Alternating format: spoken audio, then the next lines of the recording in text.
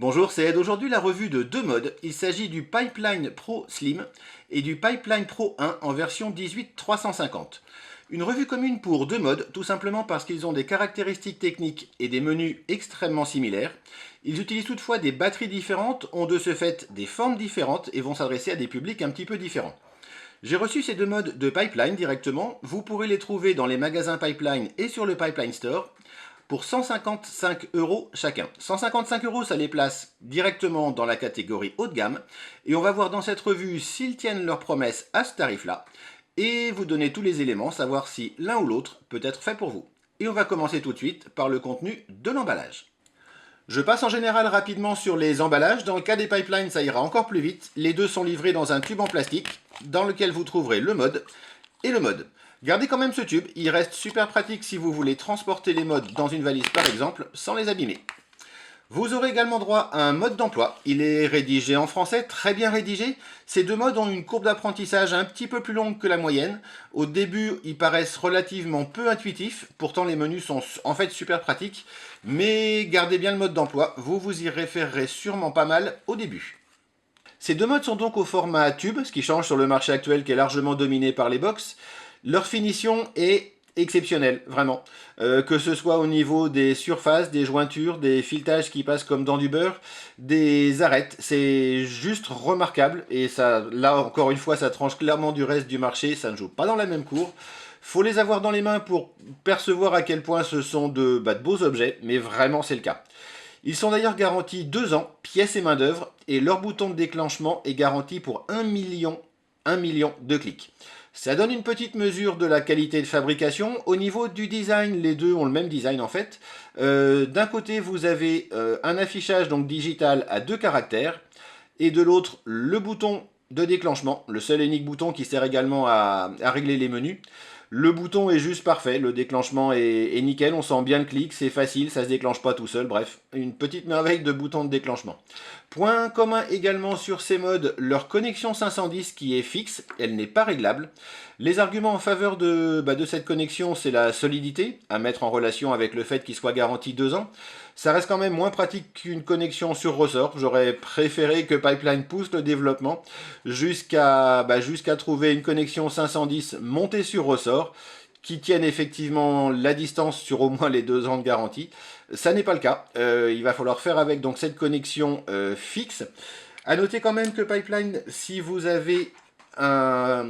vapez par exemple avec des aérotanks, Pipeline a développé donc un aérotank spécial avec une connexion réglable.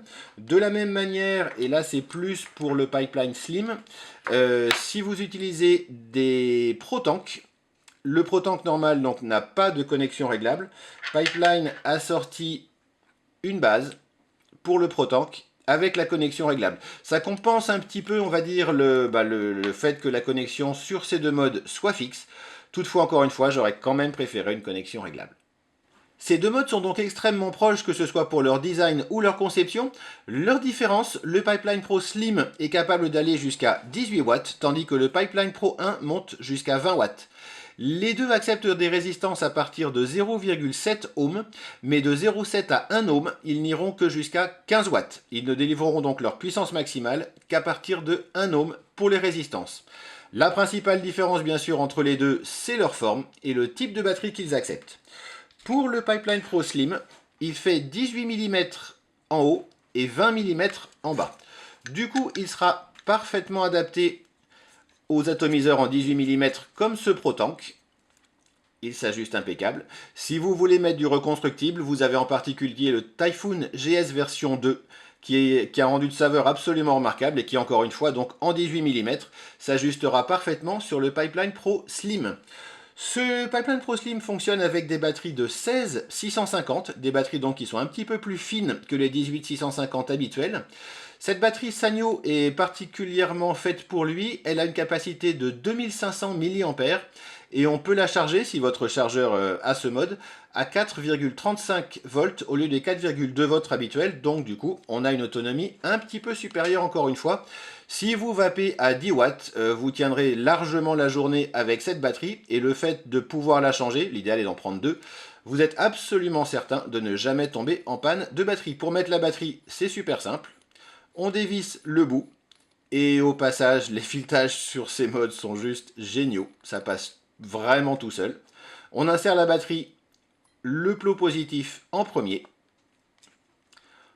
On referme. Encore une fois les filetages, à chaque fois c'est un régal. On referme. Et la batterie est prête à fonctionner. On peut allumer le mode. C'est parti. Le Pipeline Pro 1 dans cette version fonctionne avec des batteries de 18-350. Le gros avantage du coup, c'est qu'on a un mode qui est juste tout petit, vraiment minuscule. Pour vous donner un point de comparaison avec l'e-stick 20 watts, qui est une des batteries les plus petites du marché, on est carrément beaucoup plus petit qu'une e-stick 20 watts. En épaisseur, le Pro 1 est un tout petit peu plus épais, 1 mm. Par contre, en taille, il est juste beaucoup plus petit. À noter que du coup, le fait de mettre une batterie 18-350 fait qu'on a une autonomie relativement réduite. Vous pouvez, sur ce mode, le passer en mode donc 18-500 pour avoir un petit peu plus d'autonomie. Il suffit pour ça de prendre le bouchon adapté, que vous trouverez sur le Pipeline Store bien entendu. Du coup, on a un mode qui est un petit peu plus long, 1,5 cm plus long très exactement. Et vous pouvez mettre une batterie de 18-500. Un petit peu plus grand à peine. Et par contre, effectivement, plus d'autonomie disponible. Pour ma part, j'avoue que je le préfère vraiment. Même si du coup, on a une autonomie plus réduite et qu'il faut changer un petit peu plus souvent la batterie. Comme en général, on va utiliser ce mode pour des vapes tranquilles. Il ne s'agit pas de faire du sub-ohm avec ça, bien entendu, puisqu'on a 20 watts disponibles. Mais du coup, comme on vape avec des puissances relativement tranquilles, entre 10 et 15 watts en général, on a une autonomie qui reste acceptable à mon sens, et vraiment un mode absolument minuscule. Si on le monte avec cet Aerotank Mega par exemple, on a un tout petit setup qui fonctionne admirablement bien. A noter que là on a un petit jour, il faudrait pour l'éviter simplement régler donc la connexion 510 au niveau de cet Aerotank Mega. On va maintenant voir l'utilisation et les menus de ces modes, elles sont identiques pour les deux, et vous allez voir qu'avec simplement 2 caractères et un bouton unique, ces modes sont très largement paramétrables, que ce soit au niveau de la vape qu'au niveau de leur interface. Pour les mettre en route, vous allez appuyer un certain nombre de fois, entre 1 et 5 c'est paramétrable également, sur le bouton. L'écran s'allume, c'est prêt à vaper. Pour vaper, bien entendu, vous appuyez de manière continue sur le bouton, ça va déclencher la vapeur, rien d'original là-dessus. Pour entrer dans le menu, vous allez cliquer entre 1 et 5 fois, encore une fois, vous pouvez le paramétrer, sur le bouton de manière brève. Là, je l'ai paramétré sur un clic, donc il suffit de faire un clic sur le bouton, et on rentre dans le menu. Ensuite, ça fonctionne de la manière suivante. Une fois que vous êtes rentré dans le menu, vous allez continuer à cliquer. Ça va faire défiler les fonctions les unes après les autres. Une fois que vous êtes arrivé sur la fonction qui vous intéresse, ici Power Up, la puissance s'affiche. Si je clique, je modifie le paramètre, 10 watts, 11 watts, 11 watts et demi, 12 watts. Ça s'éteint et je suis prêt à vaper à 12 watts. Si je veux par exemple descendre la puissance à 10 watts, je fais un clic Power Up, un deuxième clic Power Down. Je vais continuer à cliquer, 10 watts, et c'est prêt à vaper à 10 watts. Alors c'est un truc à prendre, ça change effectivement des interfaces qu'on a d'habitude. Au début, ça paraît un petit peu compliqué et on se réfère facilement au mode d'emploi, en particulier pour la séquence des fonctions qui défilent. Une fois qu'on a le truc, c'est en fait super simple, super efficace. Et on va voir rapidement l'ensemble des fonctions disponibles.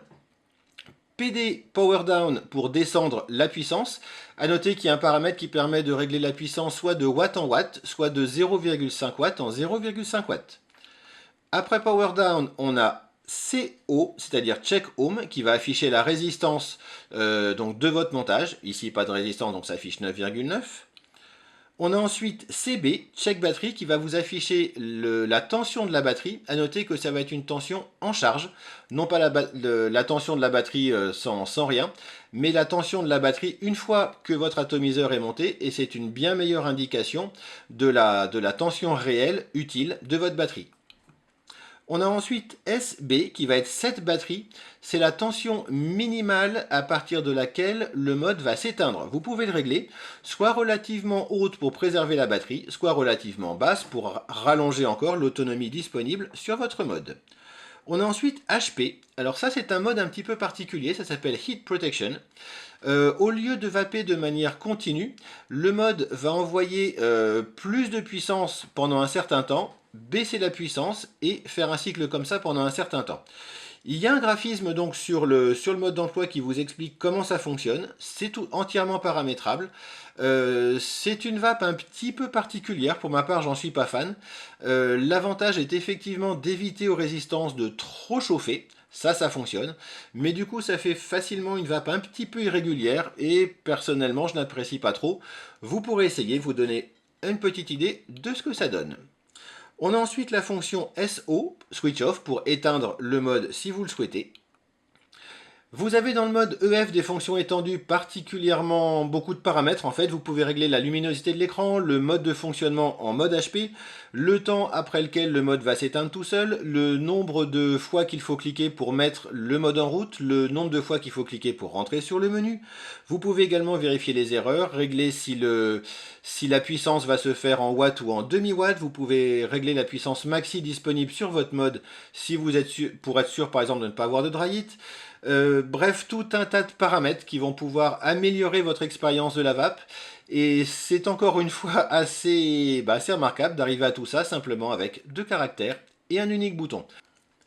Une interface un petit peu particulière donc sur ces 2 modes, elle est originale, il faut un petit temps d'adaptation, mais elle reste très efficace une fois qu'on a pris le coup. C'est un petit peu la même chose pour la vape sur ces 2 modes. Je n'ai pas fait de mesure de puissance réelle de sortie. Tout simplement parce que les 2 modes fonctionnent avec un courant alternatif. Sur la plupart des modes, on a un courant continu, donc facile à mesurer et surtout comparable d'un mode sur l'autre. Ces 2 modes fonctionnent avec un courant alternatif, donc la polarité change un petit peu comme le courant du secteur. Ça tourne à 200 kHz, c'est-à-dire qu'on ne sent absolument pas les changements de polarité. Et du coup, les graphismes en fait n'auraient eu aucun sens sur ces 2 modes. Pour avoir une idée relativement précise de ce qui sort comme puissance, j'ai tout simplement comparé avec des modes mécaniques, adapté donc le montage sur les modes mécaniques pour avoir la même puissance de sortie, du moins réglée, et j'ai comparé les deux en passant de l'un à l'autre, voir si je sentais une différence. Ça correspond en fait à l'impression globale de la vape qu'on a avec ces 2 modes, qui est remarquable. On a une vape qui est super constante, super lisse, une vape qui est dense. C'est encore une fois, ces 2 modes jouent pas dans la même cour par rapport au reste du marché. C'est quasiment une vape de mode mécanique en fait. Alors ça va peut-être faire grincer des dents d'entendre ça, mais effectivement oui, c'est une vape qui est absolument géniale. Au niveau des réglages, et donc en comparant avec un mode mécanique et donc la puissance mesurée sur un mode mécanique, j'ai trouvé aucune différence. J'ai pas été capable de faire la différence entre les deux, quel que soit le réglage. Donc pas de graphisme et pas de calcul avec ces 2 modes. Il va falloir vous en remettre à une opinion relativement subjective, mais encore une fois vraiment sans les comparaisons. C'est la meilleure vape du marché sur ce genre de puissance. Si vous vapez aux alentours de 10-15 watts, même jusqu'à 20 watts, la vape avec ces 2 modes est super lisse, super dense, super constante. Les réglages sont juste impeccables. C'est, à mon sens, la meilleure vape du marché, tout produit confondu. Au final, pas facile de faire un bilan sur ces 2 modes. 155 €, c'est beaucoup plus cher que la plupart des modes du marché. Est-ce qu'ils les valent? C'est à vous de juger. Il y a quand même quelques points qui vont dans ce sens à mon avis. Le fait qu'ils soient garantis 2 ans, contrairement à 3 mois pour la plupart des produits du marché. Et il est clair que pour garantir un produit 2 ans, il faut être sûr de sa fiabilité. Au niveau des finitions, c'est tout simplement exceptionnel, et ça encore une fois, ça a un coût.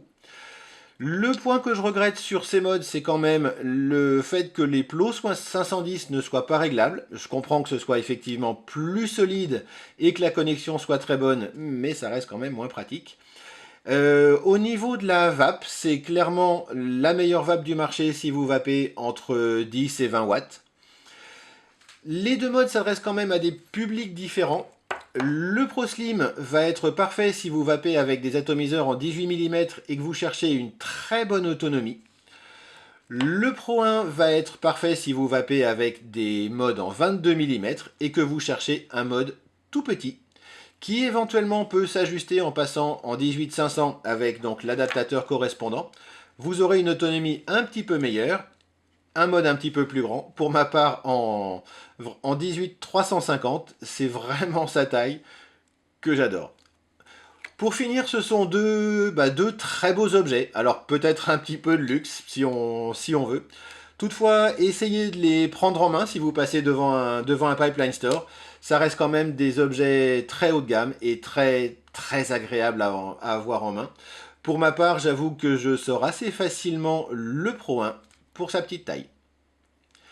Ces deux produits et toutes les infos sont donc bien sûr disponibles sur le Pipeline Store. Vous avez le lien dans la description de la vidéo. Il me reste à vous souhaiter une excellente vape et à la prochaine.